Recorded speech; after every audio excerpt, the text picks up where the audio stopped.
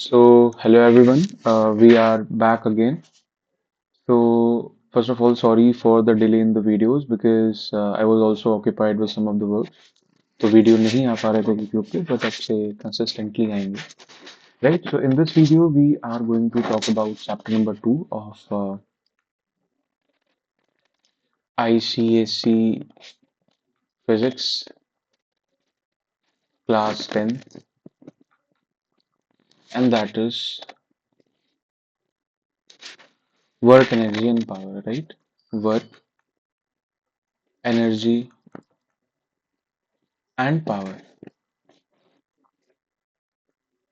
ठीक है, work energy and power. So this we are going to talk about in this video.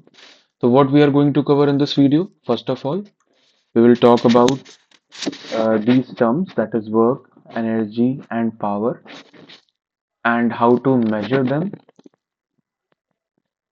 and their units and right?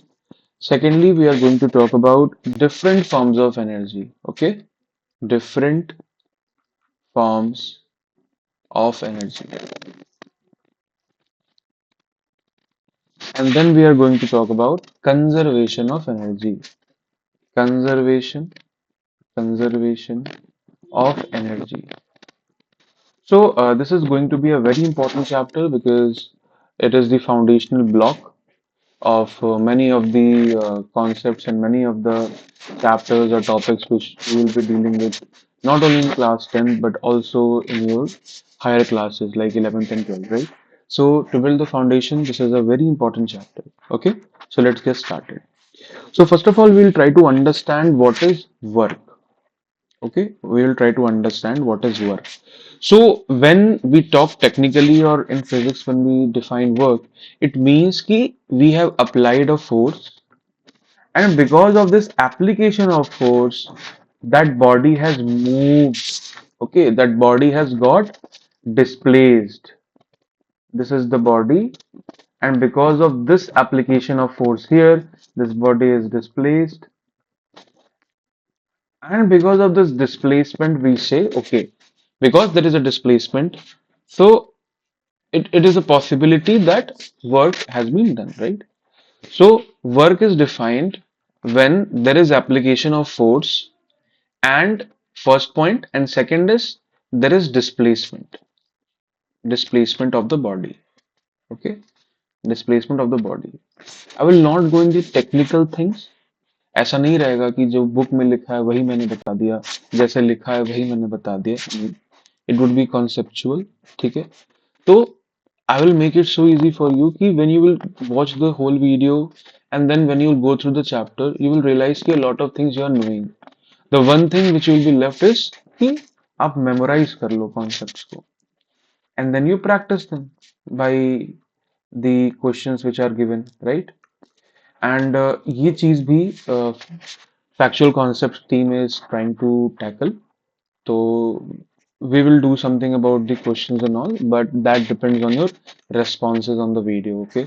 So please like, share, and subscribe to this channel. Comment your views so that we can grow and we can serve you better. Okay. So what is work? So to have work here, what we need a force and then we need a displacement, right? The body should be displaced. So if you are moving in a circle, right? And you started from point A and you had some load over your head, okay? Load over your head. And then you completed one whole round and then again came back to point A. So your displacement is zero. So the work done will also be zero. Why? Because the displacement is zero, right? So what we see is that work can be defined as force into displacement, right? Can be. I'm telling can be. So there are some variations to this formula as well.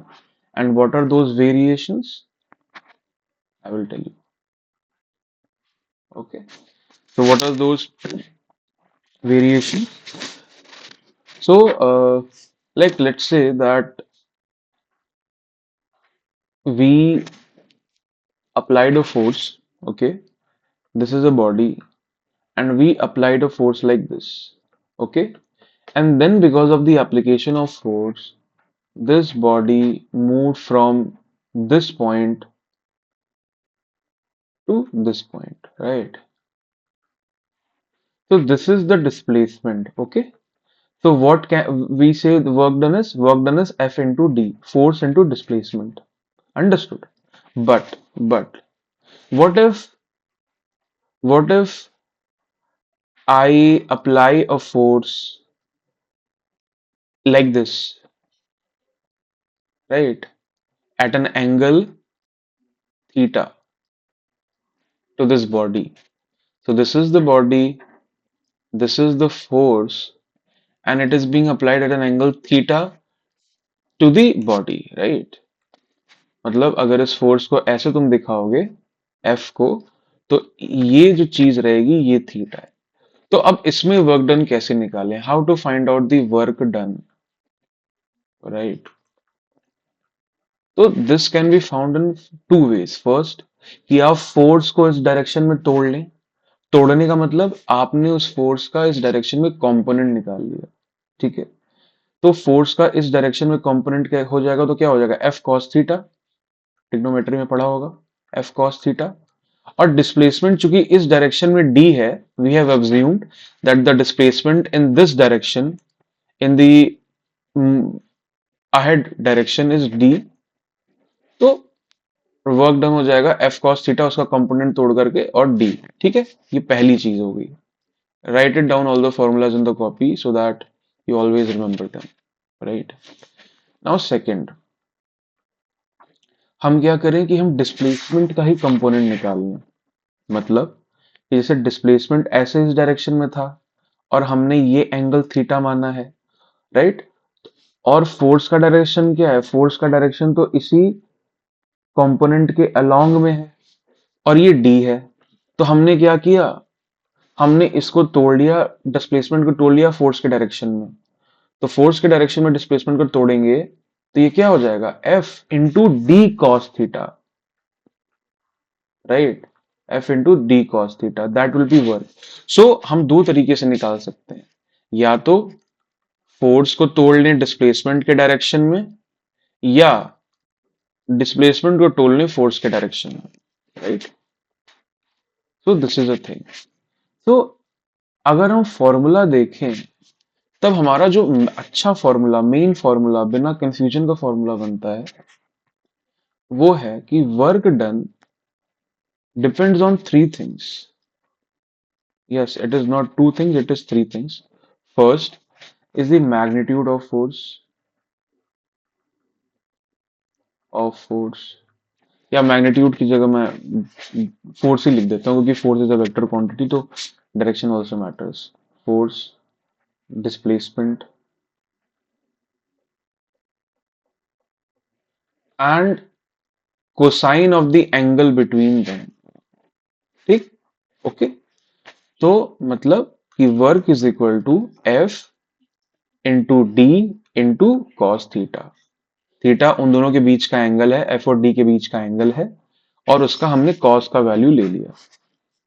This is the thing. तो इससे एक चीज मेरे को समझ में आती है कि ओके, मतलब अगर थीटा बराबर 0 डिग्री होगा तो वर्क मैक्सिमम होगा, W will be max. Why? Because F into D, और कॉस 0 डिग्री क्या होता है? Cos 0 degree is 1, right? Cos 0 degree is 1। तो ये हो जाएगा F इंटू डी इंटू 1, ये हो जाएगा F इंटू डी, राइट? ना, अगर थीटा में मान लेता हूं 90 डिग्री हो जाए, तो उसका मतलब क्या होता है? तो work would be equal to 0। वो कैसे? Because cos 90 degree is equal to 0। तो F इंटू डी इंटू 0, ये क्या हो जाएगा? 0। So work done will be 0 when theta is equal to 90 degree.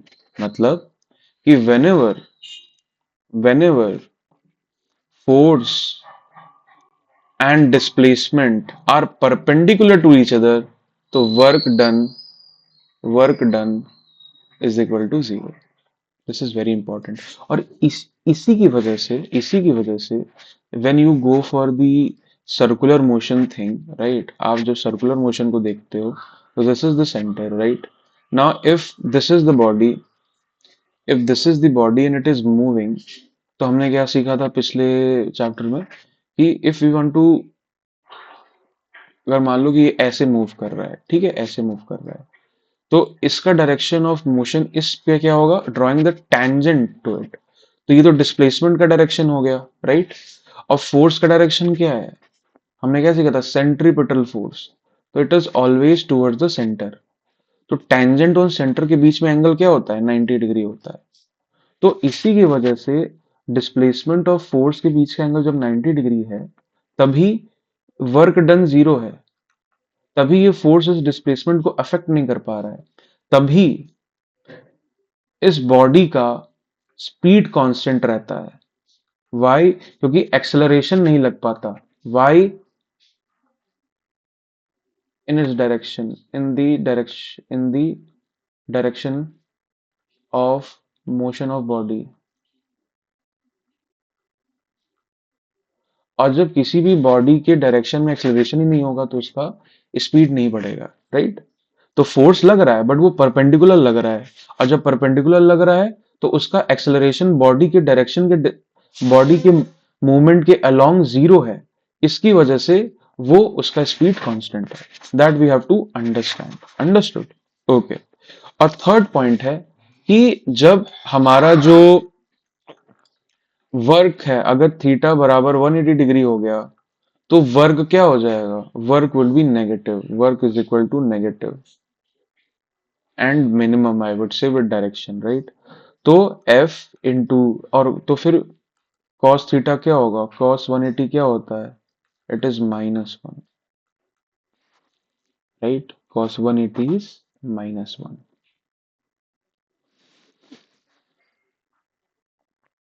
Okay.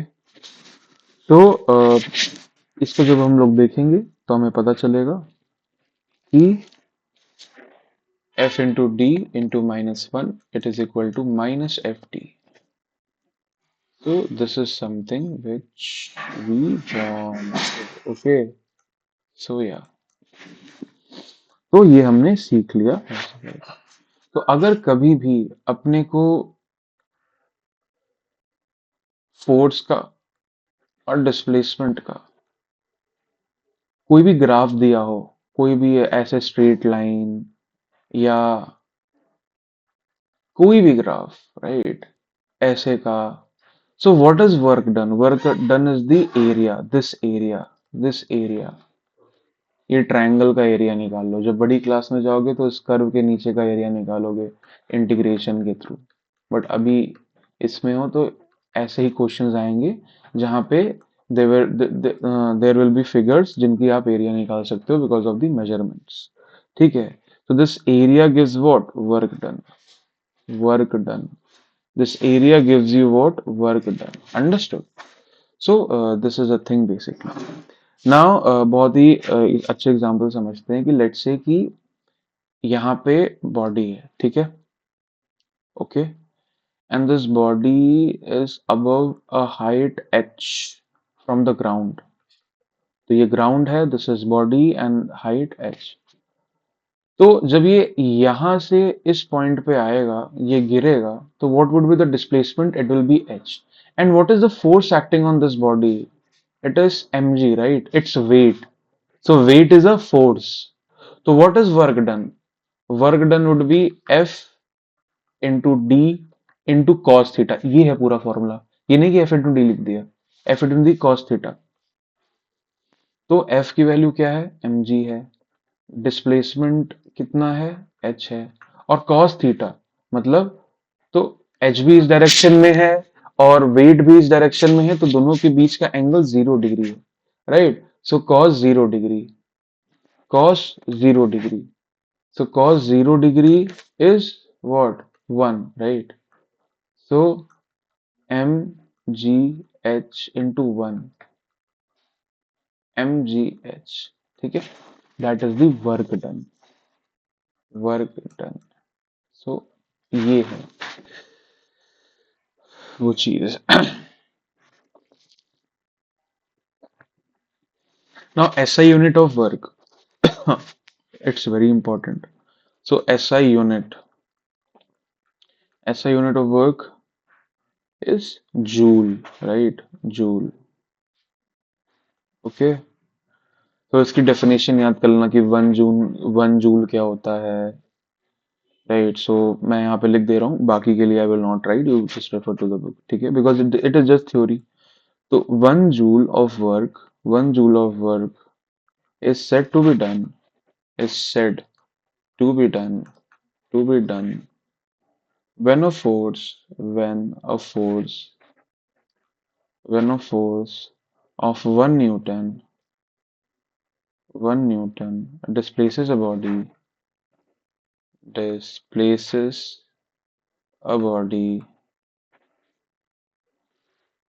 through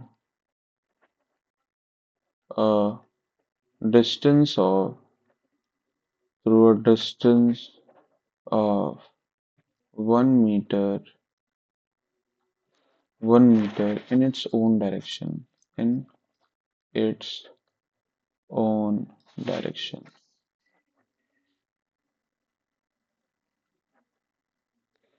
Okay, so this is the thing basically, right?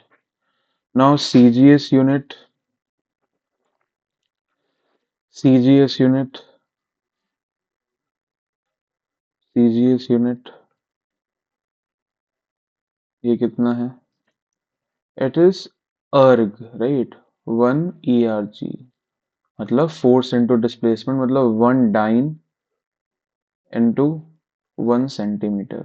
और ऐसे unit का joule क्या है? It is 1 newton into 1 metre. तो इससे क्या पता चलता है कि अब बस तुम फॉर्मूला रख दो। अब cos theta is ratio, right?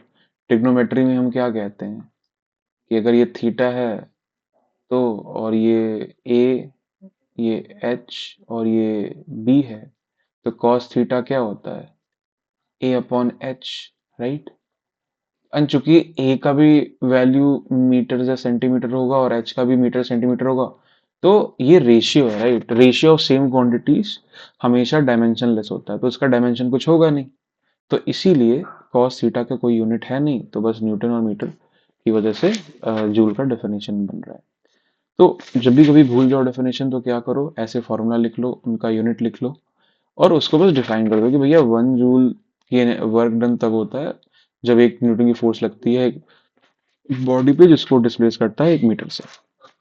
तो it is like that. Now एक रिलेशन है, वो रिलेशन ये है कि 1 joule is equal to 1 newton into 1 metre, right? And 1 newton कितने के बराबर होता है? इट इज 10⁵ डाइन, हमने पिछले चैप्टर में किया था। और 1 मीटर इज 10 का स्क्वायर सेंटीमीटर, राइट? तो ये क्या हो जाएगा? 10⁷ 5 इंटू 10⁻², डाइन सेंटीमीटर। और डाइन सेंटीमीटर हमने ऊपर लिखा है, वो क्या है? अर्ज। तो 10⁵7 so 1 joule is equal to 10⁷ अर्ज।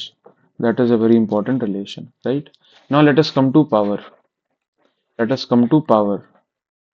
So power is defined as the rate of doing work, rate of doing work, ठीक है? It is the rate of doing work, it is the rate of doing work. So power is equal to W by T, ठीक है? Power is equal to W by T. So और सबसे पहले अपने को समझना है कि work is a scalar quantity, ठीक है? It's very important. Why it is a scalar quantity? Because work is equal to dot product of F into D. So these two are vector quantity, force और displacement. और इनका जब dot product लेते हैं, किसी भी दो वेक्टर क्वांटिटीज का डॉट प्रोडक्ट लेते हैं, तो वो हमेशा स्केलर देता है, जो कि ये W है। और स्केलर क्वांटिटी क्या होती है? जिसका सिर्फ मैग्नीट्यूड है। और वेक्टर क्वांटिटी क्या होती है? जिसका मैग्नीट्यूड और डायरेक्शन दोनों है। ठीक है। तो ऐसे ही पावर भी क्या है? पावर भी एक स्केलर क्वांटिटी है। क्यों? Because it is the ratio of a scalar to scalar quantities. Work भी स्केलर है और टाइम भी स्केलर है, तो उसका रेशियो जो बना पावर वो भी स्केलर है। Simple, right? तो this is important things. Now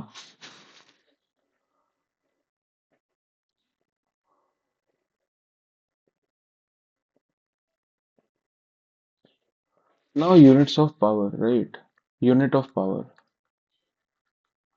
तो पावर का यूनिट क्या होगा? बस W का यूनिट लिख दो विच इज जूल, और टाइम का यूनिट लिख दो सेकेंड, जूल पर सेकेंड। या फिर इसको ऐसे भी लिख सकते हो, joule into second to the power -1, ऐसे भी लिख सकते हैं, राइट? तो this is important thing. Now horse power एक बहुत ही इंपॉर्टेंट यूनिट होता है, हॉर्स पावर। तो horse power HP, right? Horse power is HP। तो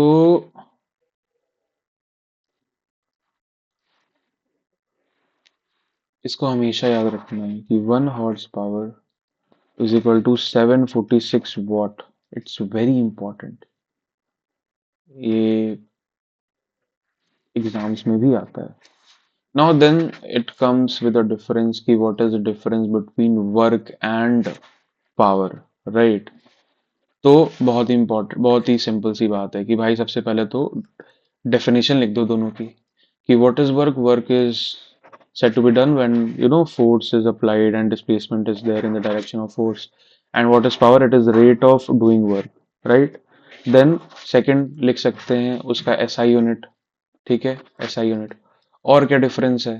डिफरेंस और ये हो सकता है कि ये लिख दें कि work does not depend on time, right? और वैसे और यहाँ पे लिख सकते हैं कि power it depends upon time, because उसके फॉर्मूले में ही आ रहा है ना टाइम, और वर्ग के फॉर्मूले में टाइम कुछ आ नहीं रहा, तो इसकी वजह से वो टाइम इंडिपेंडेंट है, और ये टाइम डिपेंडेंट है पावर, है ना?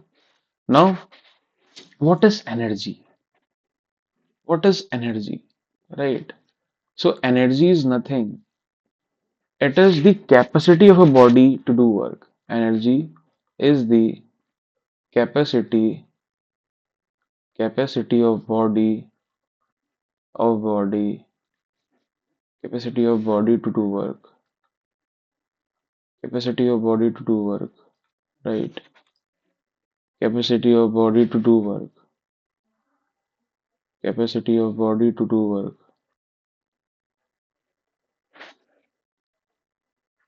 कितना अच्छा लग रहा है ना देखने में। तो this is a thing, right? Now units of energy.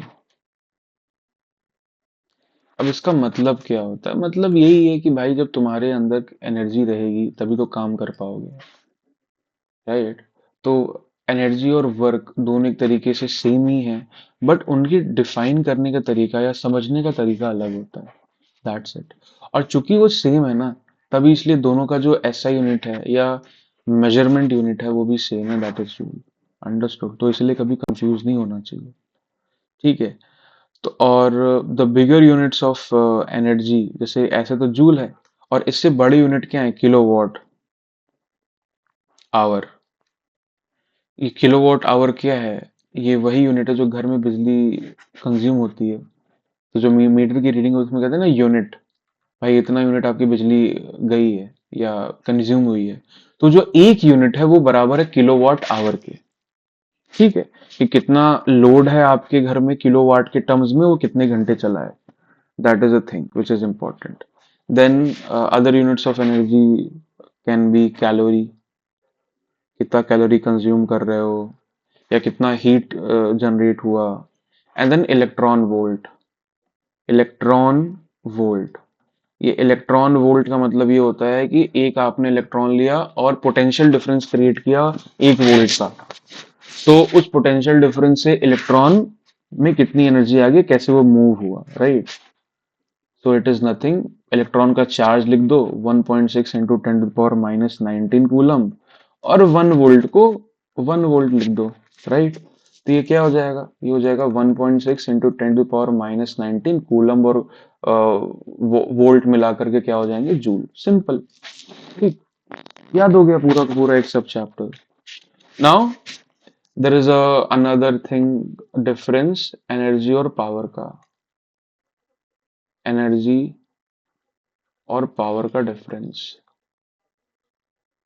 Energy और पावर का डिफरेंस, राइट। तो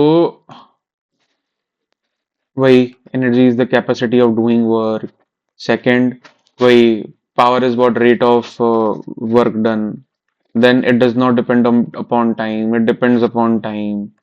SI unit is joule, SI unit is watt, ठीक है।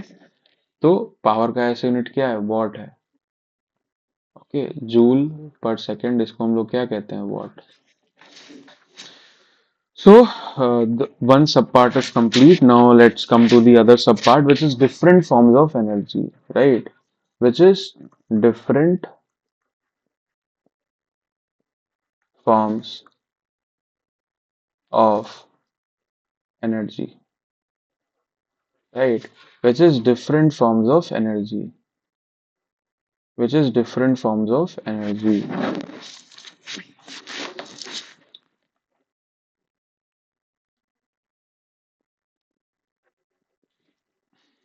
Okay. So now the energy type which we will be going to discuss in this chapter, या which are given in your syllabus. तो वो basically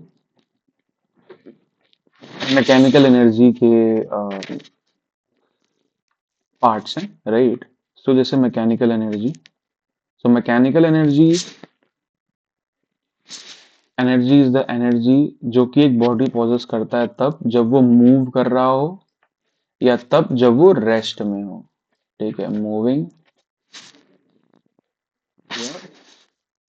या rest में हो, that is the mechanical energy. और mechanical energy कितने प्रकार की है, 2 प्रकार की है, एक पोटेंशियल एनर्जी, एनर्जी, और दूसरी है kinetic energy, right. Now let's discuss potential energy. Potential energy में लोगों को काफी कंफ्यूजन रहता है, तो इसमें कंफ्यूज होने की कोई बात नहीं है। पोटेंशियल एनर्जी क्या है, potential energy, energy, potential energy is if some body is at rest या some body is having some shape, right, तो जो एनर्जी वो इस स्टेट में पॉसेस करती है, right, when it is at rest due to its position and because of its size और shape, वो होती है पोटेंशियल एनर्जी, ठीक है, पोटेंशियल एनर्जी। अब जैसे अब ये केस ले लेते हैं पहला वाला, तो हर एक बॉडी पे वी नो कि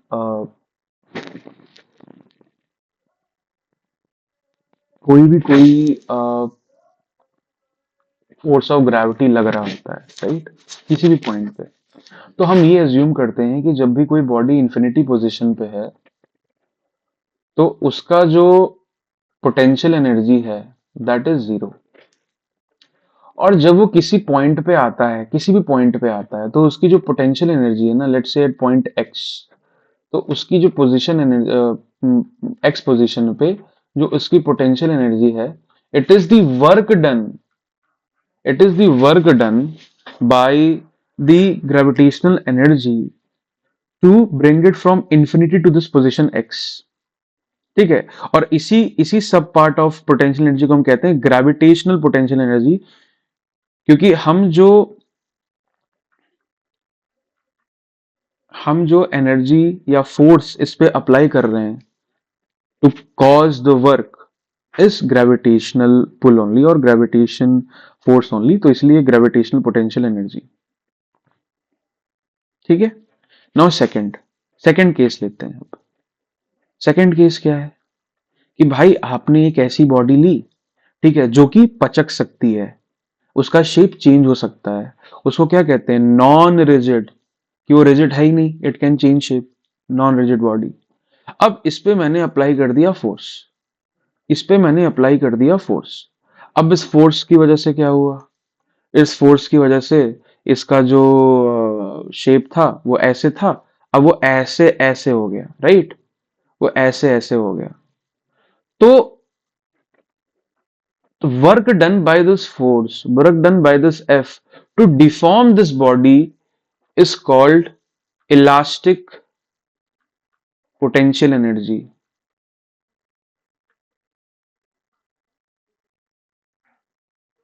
तो जो एनर्जी इस डिफॉर्म्ड शेप में ये बॉडी पॉजेस कर रही है, that is elastic potential energy. बस इतना ही समझना, ठीक है? तो हमने क्या अभी तक सीखा? हमने सीखा कि भाई मैकेनिकल एनर्जी के दो part, potential energy and kinetic energy, और काइनेटिक एनर्जी के दो part, gravitational potential energy and elastic potential energy, दोनों हमने सीख लिया। ये ग्रेविटी, इसमें सिर्फ ग्रेविटेशनल फोर्स को हम अकाउंट कर रहे हैं इन्फिनिटी से एक पॉइंट पे लाने के लिए, इसलिए ग्रेविटेशन पोटेंशियल एनर्जी। और इसमें हम एक बॉडी को जिसका कोई शेप था उसको हमने डिफॉर्म किया, तो जो डिफॉर्म्ड स्टेट पे पोटेंशियल एनर्जी पॉजेस हो रही है उसके द्वारा, उसको कहते हैं इलेक्ट्रिक पोटेंशियल एनर्जी। ठीक है? नाउ थोड़ा सा ग्रेविटेशनल पोटेंशियल एनर्जी को थोड़ा समझ लेते हैं, because it is very important. तो लेट्स से कि यहाँ पे एक सरफेस पे बॉडी थी, ठीक है, और हमने इसको इस यहां से लेकर के यहां पे लेके गए, और इसकी हाइट जो है वो है h। ठीक है? तो ये ऊपर हमने ढकेला, राइट? ऊपर हमने ढकेला मतलब हम इसको अप्लाई कर रहे हैं फोर्स को, ठीक है? ऊपर हमने ढकेला, तो हमारा फोर्स क्या है? mg, क्योंकि हमको वेट को बैलेंस करना है, राइट? क्योंकि वेट नीचे लग रहा है, वो नीचे लेके जाना चाहता है, तो हम फोर्स को ऊपर लेके जा रहे हैं, ठीक है? और हाइट h तक लेकर के जा रहे हैं, और हाइट h भी इस डायरेक्शन में, क्योंकि हमने स्टार्ट किया यहां से, राइट?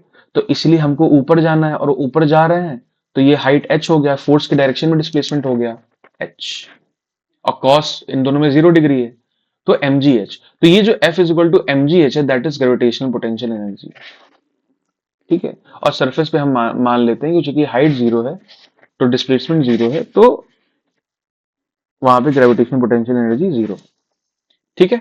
अब वही चीज होती है कि अगर मान लो यहाँ पे कोई बॉडी है, ठीक है, और वो यहां से किसी ऊपर वाले पे गया x डिस्टेंस पे, तो जो उसकी ग्रेविटेशनल पोटेंशियल एनर्जी है, और ये जो सरफेस है यहाँ पे मैंने 0 मान लिया क्योंकि हाइट 0 है, और यहाँ पे x हाइट है सरफेस की वजह से, तो u जो हो जाएगा वो हो जाएगा mgx, ठीक है? Gravitational potential energy.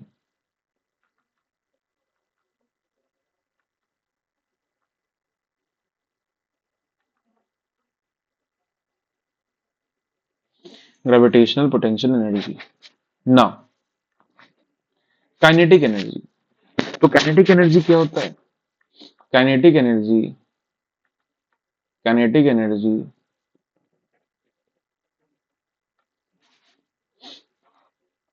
it is the energy which is possessed by the body because of its state of motion, state of motion।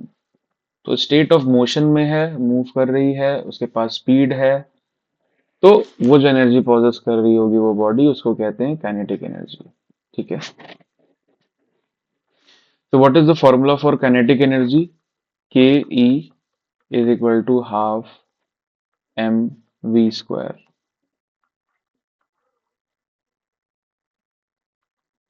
के E is equal to half M V square. K E is equal to half M V square. अब इसको derive कैसे करेंगे? तो बहुत important है, अब सुनो ध्यान से। एक बॉडी थी जो कि रेस्ट में है, अभी रेस्ट में है, ठीक है? मतलब इसका u बराबर 0 है, ठीक है? अब इसी पे मैंने लगा दिया फोर्स। अब इस फोर्स ने क्या किया? इस फोर्स ने इस बॉडी को मूव करा दिया, तो ये डिस्टेंस डी तक मूव हुआ, और इस बॉडी पे यहाँ पे आने के बाद क्या हो गया, यहाँ पे आने के बाद इसकी वेलोसिटी v हो गई। ठीक है ना, अगर हम यहाँ पे देखें, अगर हम यहाँ पे देखें तो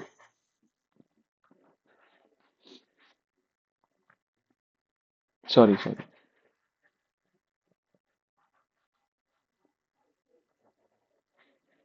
लेट्स से कि ये बॉडी मूव कर रही थी, ठीक है, you was some having some value, और इसके नीचे बार बार फ्रिक्शन लग रहा था, फ्रिक्शन, ठीक है, जो कि इसको रोकने की कोशिश कर रहा था। और थोड़े से डिस्टेंस पे जाने के बाद ये जो बॉडी है ये रेस्ट पे आ जाती है, मतलब जो फाइनल वेलोसिटी वो जीरो हो जाती है और फ्रिक्शन भी लगना बंद हो जाता है। ठीक है, ओके। तो हमारे पास फॉर्मूला है ना कि v is equal to U plus A T, right. तो हमने फ्रिक्शन हम क्या मानते हैं, फ्रिक्शन को हम मान लेते हैं f is equal to m into minus A मान लेते हैं, क्योंकि वो एक्सेलरेशन पीछे के डायरेक्शन में कर रहा है, तो माइनस एम ए। तो v जीरो है, u की कुछ वैल्यू है, और a चूंकि माइनस ए हो गया, और टाइम t कर देते हैं। ठीक है, तो u is equal to A T हो जाएगा।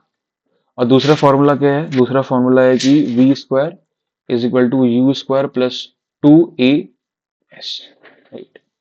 तो वी स्क्वायर क्या हो गया,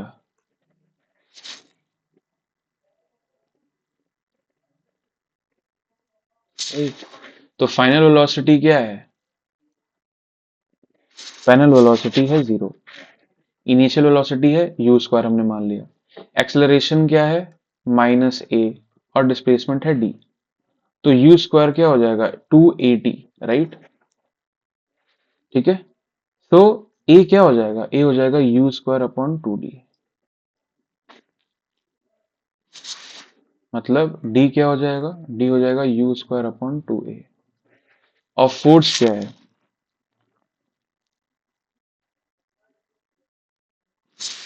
ठीक है, और फोर्स क्या है, M A, right. Now kinetic energy, चूंकि ये एनर्जी है, so energy is also equivalent to work done, हमने सीखा था। और वर्क डन क्या है, force into displacement into cos of theta. तो फोर्स क्या लग रहा है, फोर्स लग रहा है M into M into A, minus इसलिए नहीं अभी लिखेंगे इसके साथ क्योंकि हमने कॉस थीटा कर लिया, तो वो माइनस वन लेकर के आ जाएगा। और डिस्टेंस क्या है, डी हमने मान लिया, और cos theta is minus one, right. So it is M A into D, और डी की वैल्यू क्या है, डी की वैल्यू है U square upon two A, U square upon two A. तो k क्या हो जाएगा, one by two M U square. This is the kinetic energy जो कि उसके पास सब पहले थी जब वो मूव कर रहा था, फिर उस पर फ्रिक्शन शुरू हो गया लगना, जिसकी वजह से उसकी फाइनल वेलोसिटी जीरो होगी और काइनेटिक एनर्जी भी जीरो होगी। Now let's understand the relationship between kinetic energy and momentum.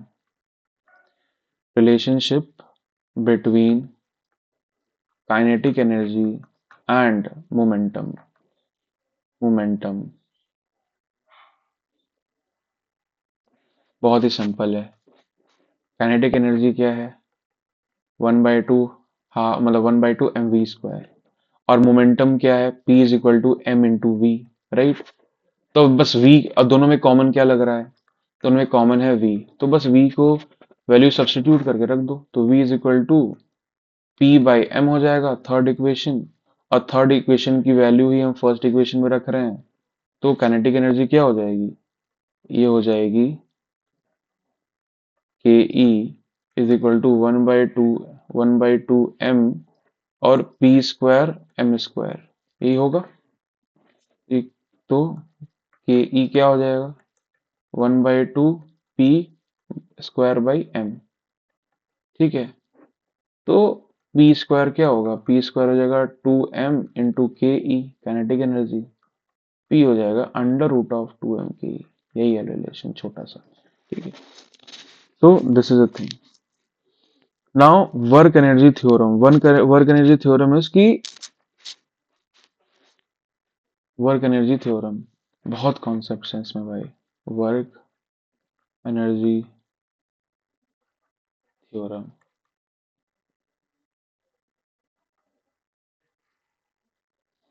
Work energy theorem में क्या है कि according to the according to the work energy theorem, the increase in kinetic energy, the increase in kinetic energy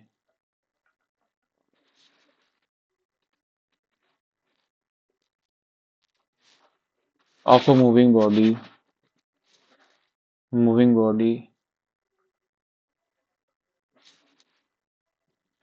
is is equal to the work done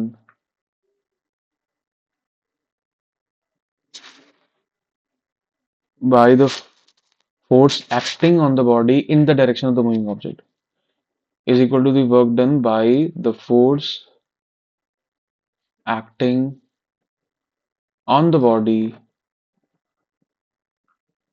in its direction of motion, in its direction of motion. Okay, so this is the thing basically, इसको याद कर लो। याद करने नहीं भी हो रहा है तो भी मैं समझाऊंगा तो समझ में आ जाएगा। ठीक है, तो लेट्स से कि there is a body of mass m और फोर्स इस पे अप्लाई हो रहा है और एक्सेलरेशन जो दे रहा है वो दे रहा है ये a। ठीक है, a is the acceleration, m is the mass. ठीक है, तो नाउ ठीक है, और ये बॉडी मूव कर रही थी तो इसका इनिशियल वेलोसिटी u था और फाइनल मान लेते हैं इसका फाइनल वेलोसिटी v है because of acceleration and all. ठीक है, तो अब एक्सेलरेशन और फोर्स का काम हो गया और उसने इस बॉडी को नई velocity they the which is v। Understood. और यहां से यहां तक इसका जो डिस्प्लेसमेंट हुआ वो s हुआ। ठीक है, now w is equal to F into S होता है। ठीक है, और f हमारा क्या है m इंटू ए, ये चीजें याद रखना। ठीक है, और v square is equal to U square plus two A S. तो s की वैल्यू इस इक्वेशन से क्या आ जाएगी, s की वैल्यू इस इक्वेशन से आएगी s is equal to U square minus V square minus U square upon two A, ये आ गया। ठीक है, अब इसको इस इक्वेशन में रखते हैं तो w is equal to F into S की जगह क्या आ जाएगा V square minus U square upon two A. Right, अब ये जो वैल्यू है f की उसको इधर रखते हैं, जो f की ये वैल्यू है उसको इधर रखते हैं। ठीक है, तो w is equal to F is what m into A और ये V square minus U square upon two A. ठीक है, तो ये और ये कैंसिल हो गया, w is equal to 1/2 m V square upon U square. ठीक है, अब देखो तो ये आ गया ना, and this is only the work energy theorem कि भाई एक बॉडी पे फोर्स लगी, उस बॉडी की फोर्स पे लगने की वजह से एक्सेलरेशन हुआ, एक्सेलरेशन की वजह से उसकी वेलोसिटी बढ़ी तो काइनेटिक एनर्जी बढ़ गई।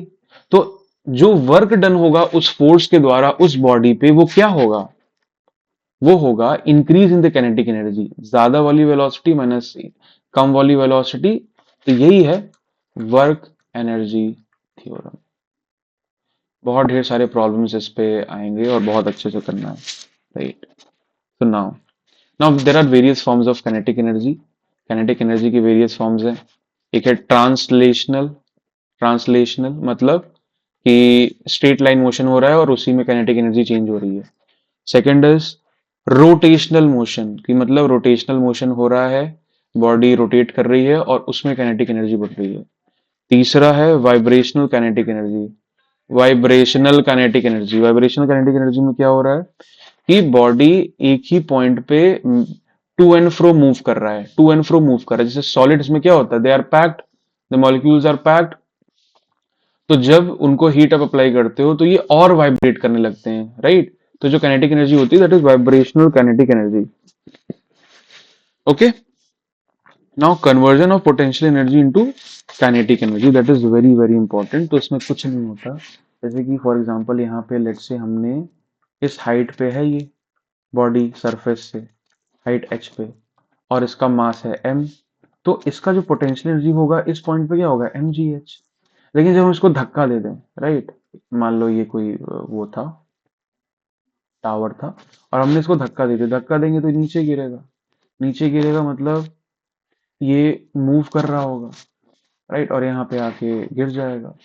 तो जब ये मूव कर रहा होगा तो इस पॉइंट पे इसके पास पोटेंशियल एनर्जी और काइनेटिक एनर्जी दोनों होगी, राइट।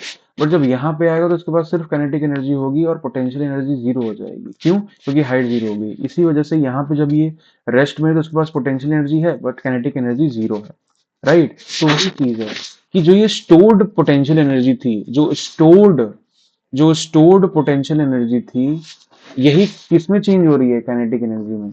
और ये स्टोर्ड पोटेंशियल एनर्जी जीरो हो जाती है तब जब सारी की सारी चेंज हो जाती है काइनेटिक एनर्जी में, when it reaches on ground. So this is only which we have to learn. और इसी का वेरियस एग्जांपल्स है कि हैमर ऊपर से फेंका नीचे आया तो उसका पोटेंशियल एनर्जी काइनेटिक एनर्जी, तो ये सारी चीजें। नाउ जो थ्योरी पार्ट है बुक का वो इसमें ये रहेगा कि वेरियस फॉर्म्स ऑफ एनर्जी वो अपने को पढ़ना है, जैसे कि solar energy, then its uses, then heat energy, all that kind of things we have to study. So that is something which we need to take care of. Yeah. So heat energy, right? Then we have light energy. So it can come in definitions. It can come in many things, right? So that is something which is important. Then we have chemical energy, hydro energy, right, electrical energy, geothermal energy, wind energy, sound energy. मतलब whatever things are given, just go through them, learn the definitions and the formulas, and then go for it, right? And other is the conversion of one form of energy to the other. That is also a theoretical part. Conversion of one form of energy to the other form, to the other form. To the other form, that is also something which is important कि भाई कौन सा ऐसा device है जो mechanical energy को electrical energy में change कर रहा है या इलेक्ट्रिकल एनर्जी को हीट एनर्जी में चेंज कर रहा है। So that is all given in the book and it is completely theoretical. I will not cover in the video because video लंबा हो रहा है, ठीक है। तो, तो वैसे भी फैक्चुअल कॉन्सेप्ट्स के वीडियोज लंबे होते हैं बिकॉज वो अच्छे से समझाते हैं, थियोरेटिकल होता है। वी आर नॉट लाइक कि क्लिक बेट के लिए कुछ भी कर दिया, all that kind of things. What we serve is complete quality, ठीक है। Okay, so now let's move towards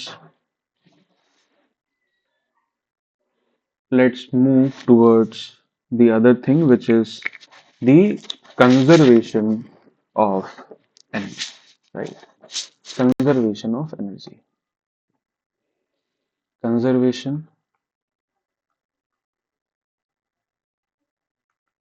of energy, conservation of energy, conservation of energy. Okay, so what is conservation of energy? So it means कि energy can neither be created nor can it be destroyed. It only changes from one form to the other. From one form to the other. Okay, this is important to understand. Now, let's go through that again. The same example that there is a body, it is at a height h from the surface of mass m. So at this point, the potential energy is mgh, but it is not having any kinetic energy. Now let's see the other case where this body is above the ground at a height x. ठीक है, यहां से h से x हो गया, मतलब तो इसकी पोटेंशियल एनर्जी क्या हो जाएगी? It is M G X, right, above the ground जो भी हाइट है। और काइनेटिक एनर्जी क्या हो जाएगी? What is the displacement which has been occurred? It is H minus X, right. यही तो डिस्प्लेसमेंट हुआ है, ये वाला, राइट। और इसी डिस्प्लेसमेंट की वजह से इसके पास काइनेटिक एनर्जी आई है, राइट। तो काइनेटिक एनर्जी क्या हो जाएगी इस पॉइंट पे? इस पॉइंट पे काइनेटिक एनर्जी हो जाएगी,